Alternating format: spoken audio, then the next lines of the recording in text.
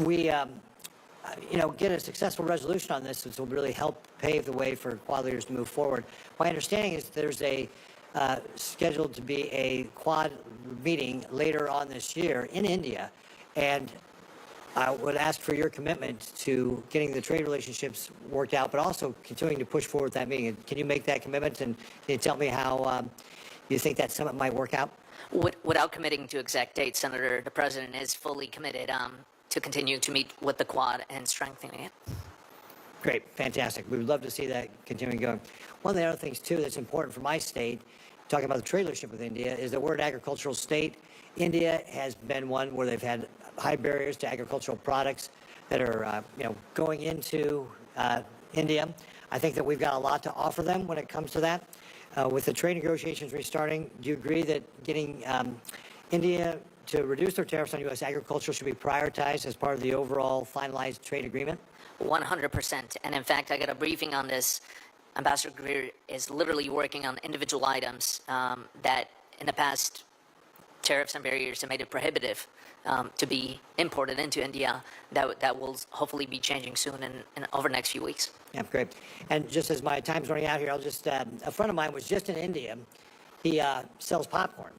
And he was telling me that since independence, they've apparently had a rule that you can only own 2 acres of land as a farmer. And so consequently, you have 11,000 farmers farming 22,000 acres. And clearly, to me, that's not even subsistence farming. So I do think that there's a lot that we can offer India with regard to how they can improve agricultural production for their country. And with that, I believe, Mr. Murphy, you are up. Thank you very much, Mr. Chairman. Mr. Vepper, when you were the Deputy Assistant Secretary for this Bureau, you were engaged in a discussion at the UN Human Rights Council around what had previously been a deeply uncontroversial resolution titled the incompatibility between democracy and racism. It was normally adopted without a vote, same language every few years. But in 2018, you raised serious concerns about that document, apparently suggesting and questioning whether political leaders actually do have a duty to condemn racism. My understanding is that much of our learnings, especially from the Holocaust, is that without a sense of proactive obligation by political leaders to speak out against hate speech, it can grow and metastasize and end up turning into large-scale violence. So this idea that leaders do not have a duty to condemn hate speech or incitement sounds like a really dangerous viewpoint. You want to spend just a minute explaining why you took that stance in 2018? Curious how your connections are doing? Check the Catch-Up tab on the LinkedIn app. See your connections' highlights and celebrate their big moments. To stay engaged with your network and grow your career.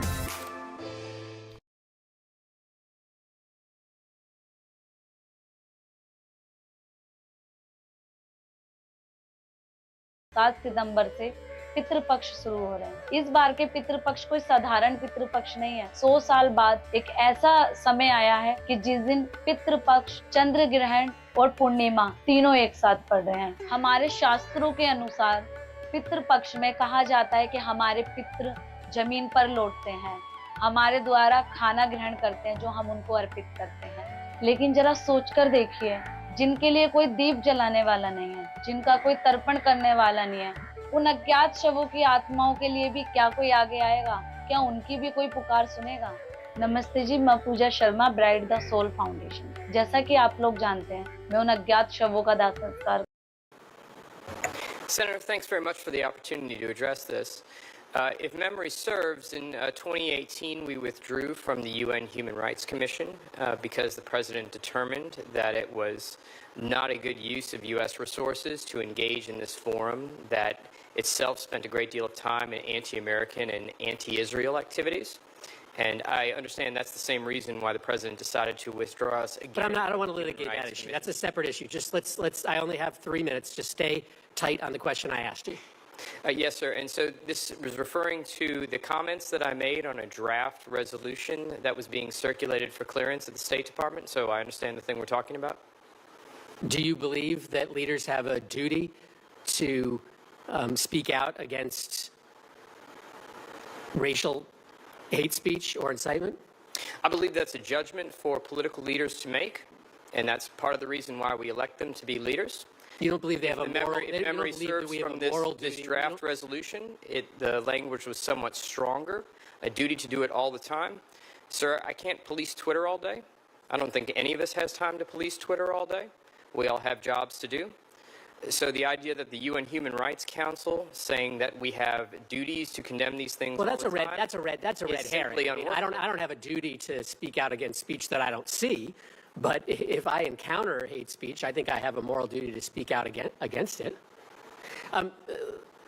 News was sent to this committee overnight that the administration is going to put a cap of 40,000 to 60,000 on refugee resettlement from the coming year, and that almost the entirety of that quota will be met by resettling 40 to 60,000 Afrikaners.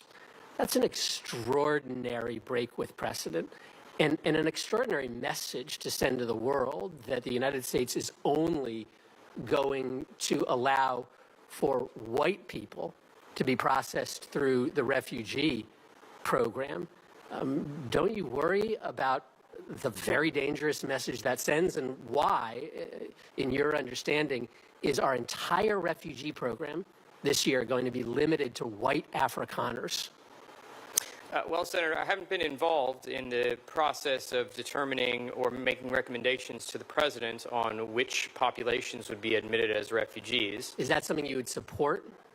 Well, sir, if I'm confirmed for this policy, confirmed for this position, then I anticipate that I would be involved in making recommendations up to the president. Now, why the president has selected to give this group priority in refugee admissions, I think he's articulated very well in the executive orders where he's described the situation on South Africa. I would mention also that throughout our history, the United States has prioritized certain groups for refugee resettlement. So, for example, during the Cold War, people from the Eastern Bloc were selected, among other reasons, to make a political statement vis-a-vis our relationship with the Soviet That's true. We have prioritized. We have never, ever before filled the entire quota with one ethnic or racial group. And so why is it that we believe that no one, with the exception apparently of 300 Afghans, are meritorious of resettling in the United States other than white Afrikaners? Senator, anyone who's admitted to the United States as a refugee will have been adjudicated as a refugee by USCIS, which has the legal authority to do so. So they're all refugees according to our law. Thank you, Mr. Chair. Senator Lee. Thank you so much, Mr. Chairman. It's good to have all of you here, and I'm very grateful that you're willing to serve. Mr. Gor, we'll start with you. I've known you for many years. We've traveled together, spent a lot of time together, and I really appreciated your service on behalf of the administration. I think it's an exciting thing for the United States ambassador to India, a major power, major economic force in the world, and one with potentially increasing significance to the United States. That ambassador is going to be somebody who's got a close relationship with the president, and I think that's wonderful. I think it's also an added plus that in a large embassy like that one, a lot of personnel, they've got a personnel expert, somebody who's head of the Office of Presidential Personnel, and also someone who seems to know every man, woman, and child in America. Never known anyone who knows as many people as Sergio Gor. Since taking office, President Trump has reinvigorated economic statecraft in a way that has enabled us to exert more power as a country. And to that end, I've commended his use of his authority over tariffs and trade matters in order to secure more favorable terms for the United States, both as it relates to tariffs on our products and also as it relates to what very frequently surfaces as non-tariff trade barriers, sort of below the surface trade restrictions that often go overlooked. And I remain hopeful, very optimistic, that President Trump will continue to use this in a way that will make for a more robust trade environment on better terms for the United States. In the past 9 months, that approach has paid some significant dividends, bringing allies and some competitors alike to the table in a way that they haven't been brought to the table in the past. This has also resulted in a lot of bilateral trade discussions with an eye toward bilateral trade agreements, which I think are good for us. Multilateral trade agreements may have their place, but they haven't always worked out as well for us. Just yesterday, President Trump and Prime Minister Modi committed to reopening trade negotiations with this in mind. So in this vein, I want to ask you a little bit about India and about the energy sector in India in particular. India continues to purchase Russian oil, of course. That's a fact. And it's also a fact that actors like Russia and Iran leverage their energy exports in order to constrain our allies' freedom to maneuver and to fuel regional destabilization. That's not ideal, to put it very mildly. The best way to reduce that kind of vulnerability is for the U.S. energy exports to dominate the international market. We want to be sufficient at home. We want to be exporting in significant quantities, enough so that we can exert a significant degree of dominance there. So as trade talks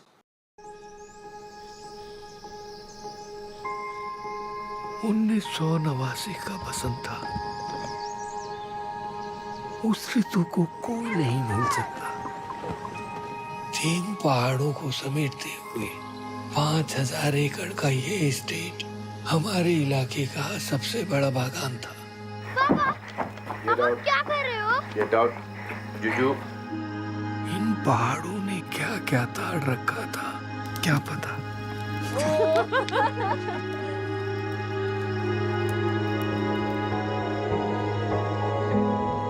spray का काम कल से चालू कर रहे हैं sir. 1 महीने में पूरा काम खत्म। मूल गांव में किसी को पेस्टिसाइड से अभी भी दिक्कत है? नहीं सर, नहीं। अब तो वहाँ के बड़े बूढ़े भी अलाउ करते हैं पेस्टिसाइड्स को। नए लोग ना, और घर की तरफ देख रहे थे। इन पहाड़ों में सब सुंदर था, अच्छा था, लेकिन हल्की सी ठोकर और अच्छे भले इंसान बिखर जाते।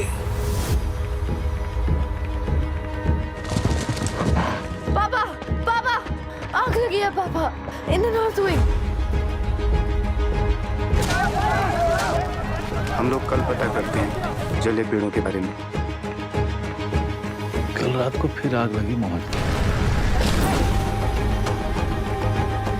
जिसने भी किया है उसने वो जानबूझकर चुना ताकि मुझे दिखाई दे सके। वेल, अगर ऐसा है तो वो लोग तुम्हें जानते होंगे।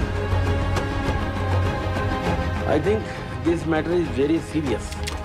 सर, इधर वेस्ट की तरफ से भी धुआं नजर आ रहा है। हम आग बुझा रहे हैं कि मजे ले लेंगे हम। कोई कुछ बताना चाहता है क्या मुझे गांव में? किसी को कुछ चाहिए क्या मुझसे?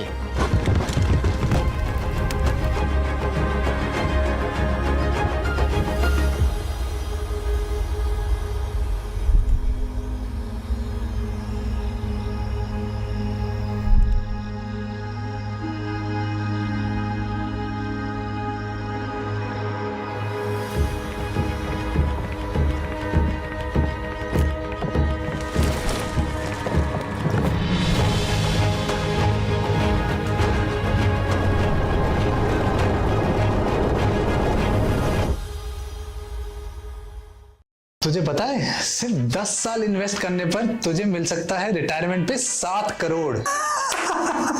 7 करोड़ पागल बना रहे क्या? हाँ, that's not magic, it's a plan. Monthly income till 100 plus life cover plus tax free returns, सब कुछ एक ही प्लान में। हाँ, Axis Max Life Flexi Wealth Advantage Plan BSC 500 Value 50 Index Fund के साथ अगर आपने इसमें 2005 में 10 साल के लिए 30,000 पर मंथ इन्वेस्ट किया हो तो 2025 में आपको मिलती 7.1 करोड़ की फंड वैल्यू या फिर 4.8 lakhs की regular monthly income till 100 years of your age। क्या बात कर रहा है? Are you serious? 7 crore monthly income और क्या क्या मिलता है इस प्लान में? Life cover, systematic withdrawal option, unlimited free switches.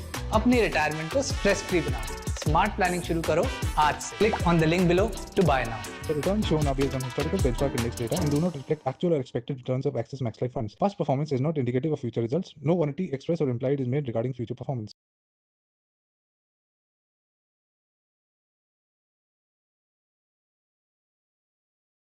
Reopen. How do you see U.S. energy exports as being part of the conversation? And what are some of the things you think you could do as ambassador to try to facilitate those conversations? Senator, thank you for your question. I think it is vitally important that we do have reciprocal open trade and fair trade, frankly. For far too long, it has been one-sided all over the world. And it took President Trump coming in there and saying, you know what, this has been working one way, but not the other way.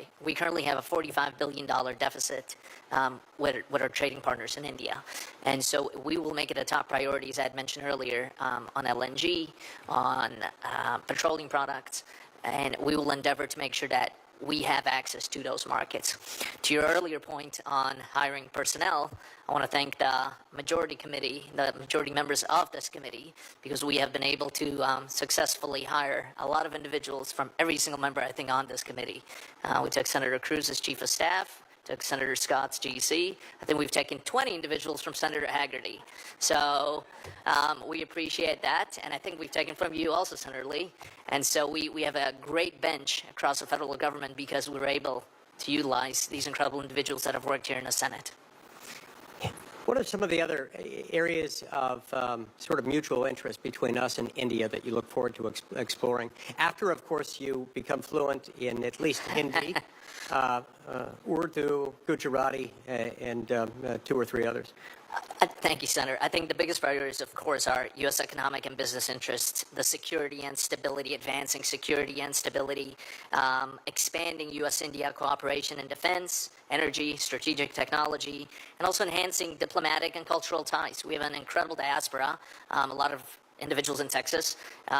It's an incredible diaspora. It's something that should be fostered and grown. Great. See, my time's expired. Thank you very much. Thank you all for your service, and thanks for answering my questions, Mr. Gor. And Senator Rosen.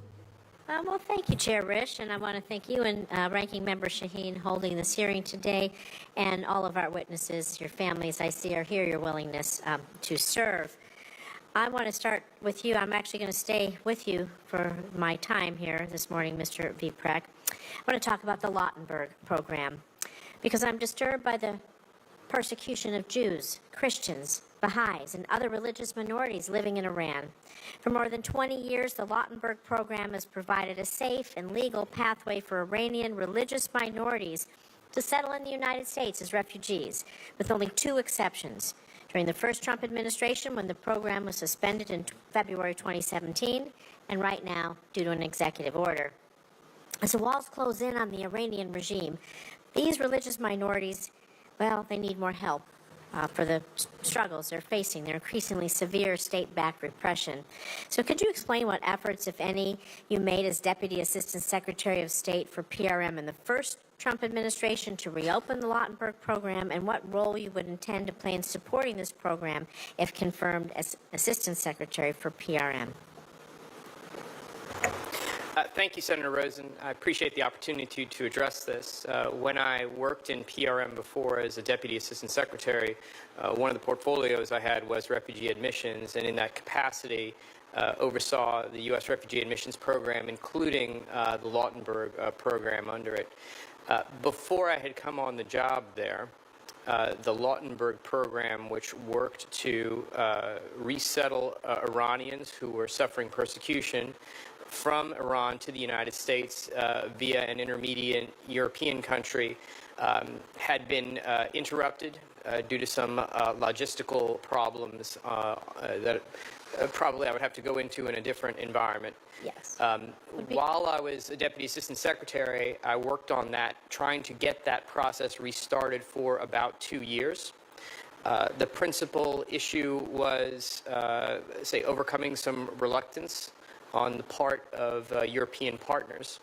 At the point that I left that position in would have been spring of 2020, I thought we were fairly close to getting there, but that was at the very beginning of COVID, and then I moved on to a different job and didn't have the opportunity. I have some other questions to ask you. So will you be willing to come work with us on reviewing this program and helping now that we hope Iran is on its back foot, weakest point in decades, and we know that there's a burgeoning movement there for some freedom, and we want to protect those religious minorities. And I'm going to kind of build on Senator Murphy's question because I want to talk about vetting of Afrikaners and anti-Semitism as we think about persecution, because despite President Trump's indefinite suspension of the U.S. refugee admission program, reports suggest that, of course, we know white Afrikaners have been resettled in rapid fashion, with some being approved to travel to the U.S. in just weeks.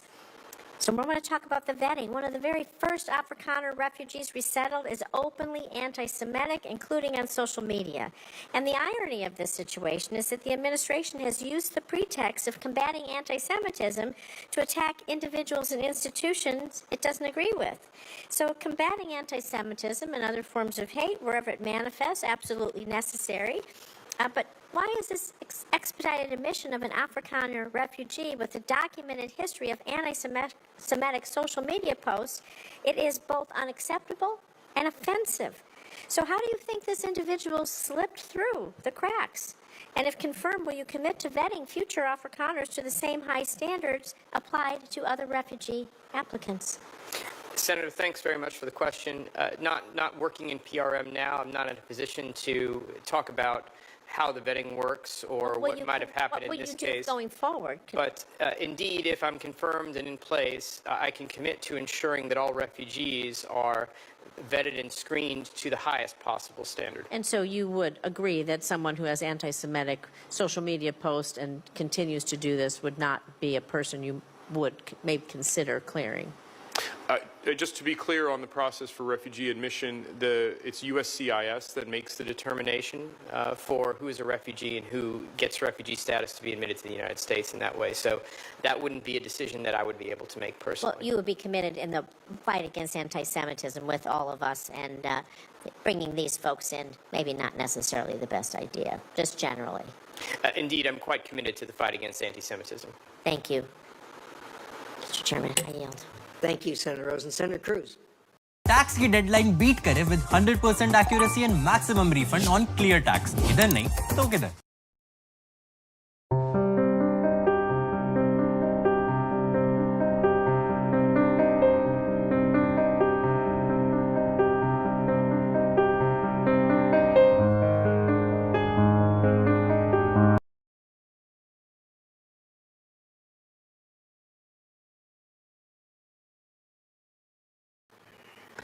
Thank you, Mr. Chairman.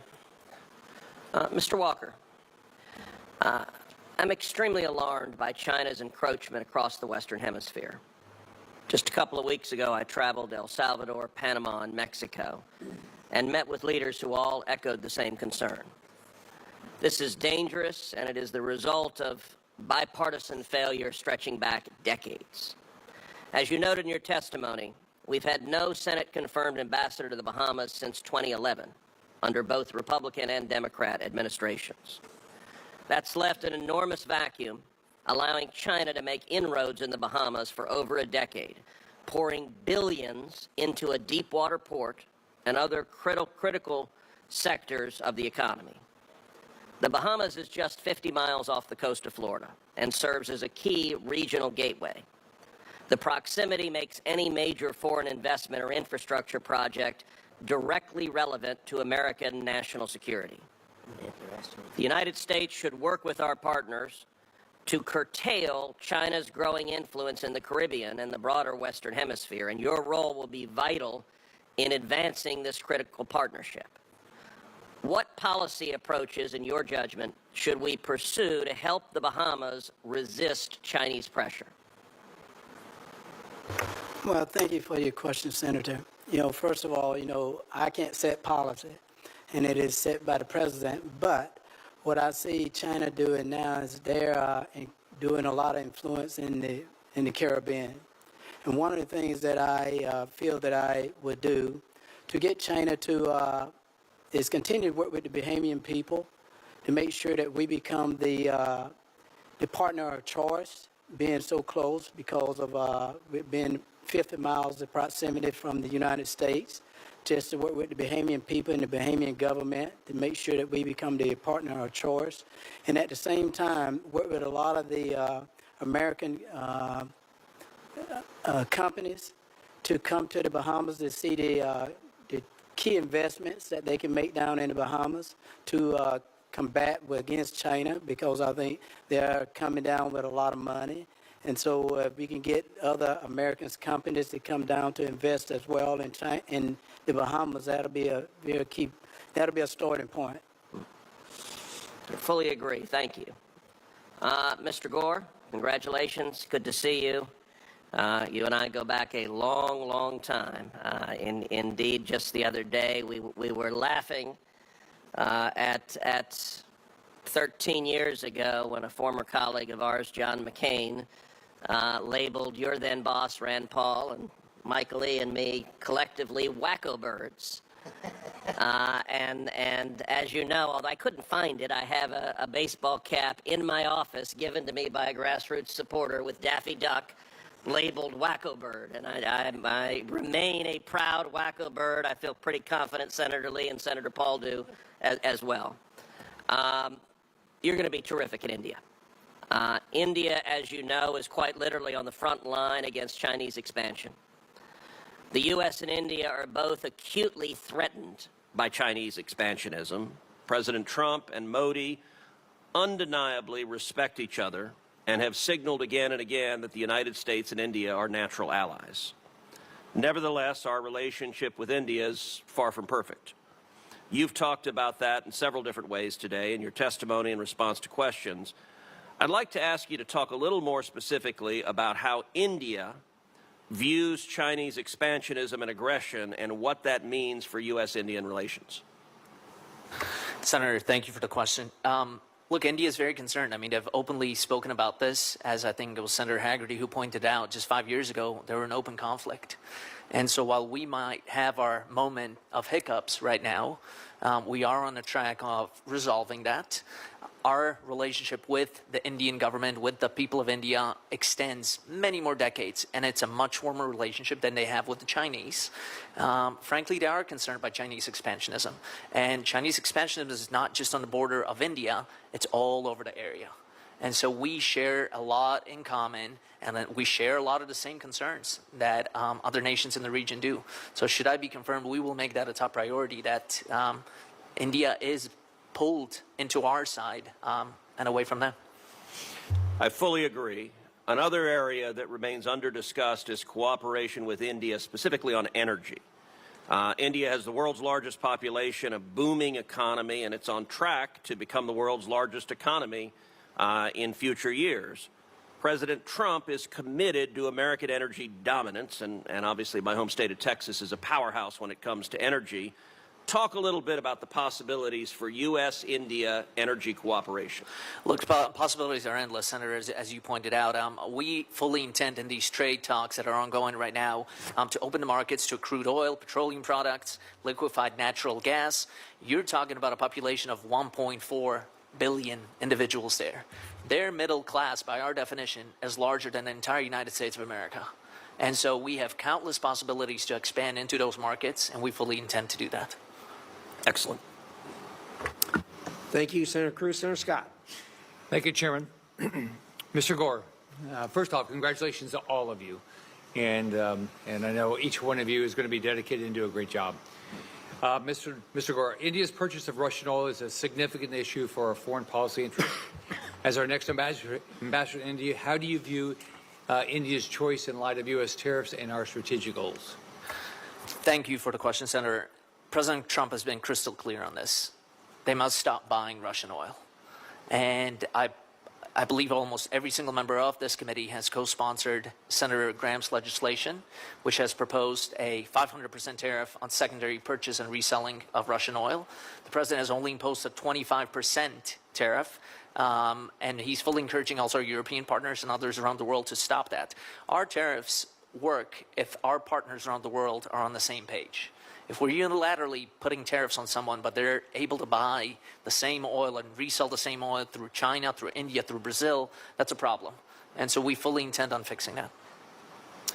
As India is a vital counterweight to Communist China in the Indo-Pacific. So our relationship is very important. I'm concerned that India is a member of the BRICS organization alongside some of our biggest adversaries. So how are you going to deal with that? Senator, I share those concerns with you. With that said, the Indians have been on our side on various issues within BRICS, including several individuals in BRICS, Brazil, China, have pushed for years to move away from the U.S. dollar. India has been the stopgap for that. India is much more willing and open to engage with us than with some of those other individuals that are in BRICS. All right, thank you. Mr. Walker, what would you consider a clear measure of success at the end of your time as ambassador? How would you like to leave the U.S.-Bahama relationship after your term as ambassador?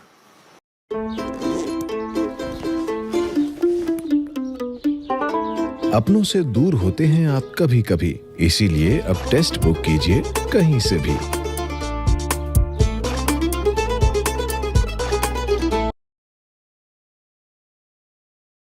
What can I get you? I want a job where I can help people. I want a job building rockets.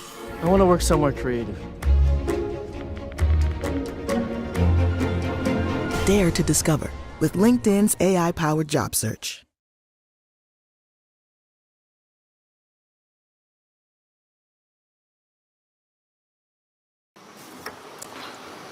Sir, thank you for the question, Senator.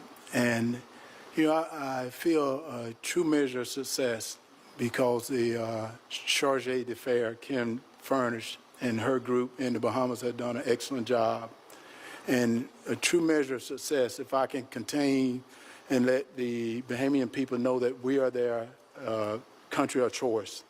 With China making a large influence in the Caribbean, and we are able to keep China from being too close to the United States because that can become a security risk, and letting the Bahamian people know that we're the country of choice, I think that'll be a measure of success for me. Thank you. Mr. Viprik, for years I've opposed the United Nations Relief and Works Agency choice to categorize Palestinian Arabs as refugees, decades after the conflict that created the refugee situation. No other refugee population is treated this way. I've yet to be told the reason behind this decision. This means Palestinian refugees have to live in camps that become cauldrons of terrorism and violence, and they are never, ever resettled or recategorized. This allows Israel's enemies to falsely accuse Israel of violating international law and demanding the use of land that threatens Israel's security. What plans do you have to address the situation? Senator, you raise a very interesting and important point, which is that the definition of refugee that UNRWA applies with regard to certain Palestinians is not the same as the definition of refugee that's applied more generally when it comes to other international instruments. I would note that the United States has drastically adjusted its engagement with UNRWA recently. And so when it comes to looking at whether and how the United States will continue to assist in Gaza and Palestinian territories, we're going to have to consider what partners we engage with there. Thank you, Mr. Holzhauer. Keeping our focus on the Middle East, the U.S.-Jordanian relationship is clearly important, but given the current regime's instability and the pressures from our enemies on Jordan, it's also a difficult one. Do you believe this relationship can be improved, and can Jordan become more stable and less at risk from its own population and terrorist threats? Thank you, Senator, for the question. I do believe the relationship can always be strengthened. The relationship between the United States and Jordan is good. It is very strong. And again, thanks to many members of this committee who have invested in that relationship over many, many decades. I do think there is always more work to do to strengthen the bilateral relationship, particularly given the important role that Jordan plays in the region right now, and it has played for many, many years, particularly as we look at implementing the president's policy on Syria and activities going on in Israel. So if confirmed, I look forward to working with Ambassador Huckabee, with Special Envoy Tom Barrack, and others to do the very best that we can do to strengthen that relationship and support the Jordanian government. Thank you. Thank you, Mr. Chairman. Thank you, Senator Scott. Senator Van Hollen. Thank you, Mr. Chairman. Mr. Gore, if I could begin with you. And I think Senator Shaheen raised this issue. I just want to make sure we get it on the record. I co-chair the Bipartisan Foreign Service Caucus here in the Senate, along with Senator Sullivan. And one of our goals has been to make sure that we have a foreign service that upholds the highest ideals of our country, that recognizes that they have to follow the policies of the president, but also recognizes their duty to the Constitution. You agree that those are all important considerations for foreign service officers, right? Thank you for the question, Senator. Not only do I agree, I think it's vitally important that we rely on some of those experts that we have there. The State Department has incredible talent that has been built over many decades. And when we're able to combine that with the president's vision, I think we can have incredible success around the world. I appreciate that. Obviously, if you're nominated to be or confirmed as ambassador to India, it's going to be very important that all those employees, foreign service officers and others be treated, I think, with the respect that they deserve. And I'm only raising this issue because there have been a number of reports about how in your current position you've applied essentially Trump loyalty tests, not just to political appointees, but to some of the career folks at the National Security Council. Is that true? Have you insisted on loyalty to the president as part of that screening process? I'm not sure. Yeah, I got you. Two points, Senator, and thank you for the question. First of all, I do not hire the National Security Council. That is outside of my purview.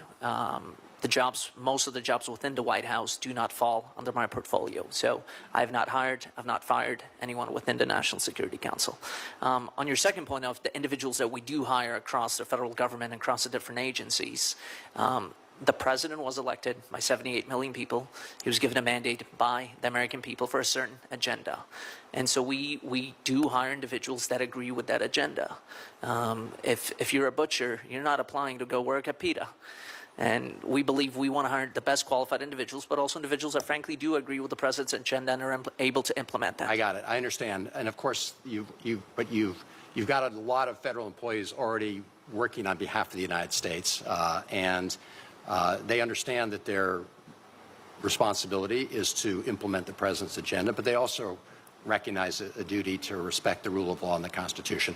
In any event, I understood your answer to Senator Shaheen, and I think it's going to be very important that you signal very early on. 100%. If I can add one last thing to that, the president has sent several nominees for ambassadorship that are career.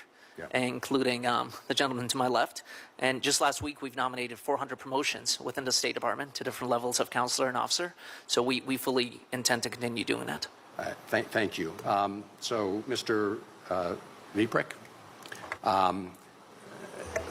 let me ask you, and I know you've had some questions about the situation with South Africa, because early on, the president issued an executive order essentially saying he was going to penalize South Africa because of what he has described as genocide against Afrikaners, against white South Africans. I don't know what extent you've been involved in those decisions, but I do have a very simple question. Do you agree with what I think is an outrageous claim that the government of South Africa is engaged in genocide against the Afrikaners? Thank you, Senator, for the question. With regard to the President's executive order and his comments in it that made it possible for certain ethnic minority groups in South Africa. My question, sir, was very specific. Do you agree that the government of South Africa is engaged in genocide against the Afrikaners? Do you believe that? I would refer to the President's executive order, including the reasons that he gave in there for deciding to privilege certain... I'm going to stop you there. Hi, I'm Tapsi Pannu. I've spent quite some time with the Okera team. I've seen the obsession with every detail, how design pushes boundaries, how innovation is built into every detail, how quality is non-negotiable. This isn't jewelry that just keeps up. It's jewelry that's ahead by years. That's why I'm here. Okera, by choice. Okera. The notion that South Africa is committing genocide against Afrikaners is sort of laughable on its face from a legal perspective. Let me just ask my last question of you, Mr. Holtzsnyder, and thank you for your service. I just happened to be on a trip a couple weeks ago that included a stop in Jordan. One of the clear messages we got from the government of Jordan was how they had worked very hard to open what's called the Jordan Corridor to provide humanitarian assistance into Gaza, to help people who are starving in Gaza, and that there were all sorts of obstructions that have been put in their place by the Netanyahu government. Senator Merkley and I released a report today. I urge you to take a look at it, and I just ask that you work with us to address those issues should you be confirmed. Do I have that commitment? Senator, thank you so much for the question. If confirmed, I absolutely commit to work with this committee to do what we can to get the assistance flowing. Thank you. Thank you, Senator. Senator Daines. Chairman Risch, thank you. I'm going to jump right into it. Mr. Gore, it's good to see you here today. Congratulations on your nomination. There's a lot of talk about India, certainly, as you will be, if confirmed, the next ambassador. I'm confident you will be the next ambassador in India. But you also carry another very important title and role, and that's the special envoy, the president, to both Central Asia and South Asia. I just want to bring Central Asia back into the forefront here in this Foreign Relations Committee. I don't think it gets enough attention and talk, and while we have this moment, I want to jump into the Central Asia, some of the questions there. We spoke the other day about how U.S. adversaries are really undermining the increased U.S. engagement we're seeing today in Central Asia. And clearly that breakthrough peace agreement that President Trump led between Azerbaijan and Armenia is one of these moments. It's been underreported, in my opinion, underappreciated, but significant geopolitically and ramifications will have for Central Asia. The question for you, Mr. Gore, is how important is it to show our allies in Central Asia that the United States is turning the page from the last administration and now looking towards real investments and stronger cooperation in the region? Senator, thank you for your question. It is vitally important, and I want to commend you. You have been one of the few individuals who actually have visited the area. From my understanding, there's not been a Senate delegation of close to a decade there. And so when the president announced me as the special envoy to the region, we've actually gotten outreach from some of those foreign ministers, including some of the presidents from those countries. And for far too long, they have felt ignored by both administrations. And so we are fully engaged with those nations. The president has already spoken to some of those individual leaders over the last week alone. He will be meeting with additional leaders during his time at the UN. And so we're fully committed to bringing them into the fold. And for the longest time, they frankly have been ignored. So if I'm able to do my small part, should I be confirmed in bringing them in, we'd be thrilled by that. Thank you, Mr. Gore. And having visited all 5 of the Central Asian countries in the last 18 months, met with the presidents of each in their respective capitals, there was one common thread. There were several common threads, but one was their great respect and appreciation of President Trump. They truly want to engage. They think so highly of the president. It's a great opportunity for us, and I'm grateful to see both the president and yourself engaging more now in Central Asia. I appreciate that, Senator. In fact, we're actively planning a trip, the Deputy Secretary and I, Chris Landau, in October to visit possibly 3 or 4 of those countries. So we're fully committed to that relationship. And one of the specific issues that always gets brought up is certainly the outdated policies of Jackson Vanik. That was, a Soviet-era type policy that really serves no purpose today as we move forward. Senator Chris Murphy and I have been working on this in Congress in a bipartisan way to repeal it. And I look forward to working with you in your special envoy capacity of Central Asia to see if we can get Jackson Vanik repealed. We're working that with the chairman as well.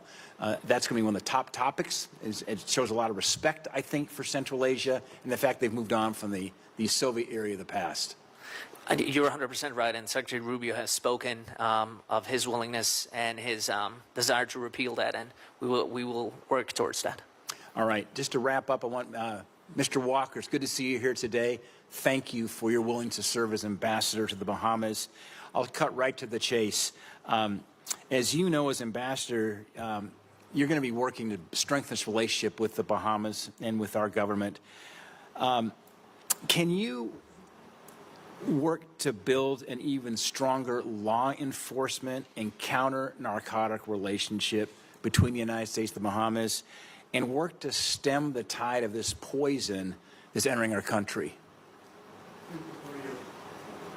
Thank you for your question, Senator. One of the things that I put a lot of pride in myself is bringing people together and working with law enforcement. And I feel that if you can get law enforcement to communicate with each other and know how important that they are, and I feel that that's the most important thing, is to make all the law enforcement feel that they're important. I think they've gotten so much negative that now I love to make them know that they're important. They're the reason why, and I can build a championship team if we're all working together. And I can commit to that I can get them to know how important that they will be in the Bahamas and getting things done. Mr. Walker, thank you. I'm confident you'll build another championship team there in the Bahamas. So thanks for your service. Mr. Chairman, I'll yield back to you. Thank you, Senator Daines, and thank you to our nominees and their families once again for your willingness to serve. We have received letters of support. I'm going to order those put into the record. For the purposes of the committee, the record will remain open until close of business tomorrow, September 12th at 5 o'clock. If any of you get questions, I would urge you to immediately answer them. It'll help move the process along. Again, thanks to the panel. Thank you to the committee for the participation. With that, committee's adjourned. Tax की deadline beat करें with 100% accuracy and maximum refund on clear tax. इधर नहीं तो किधर?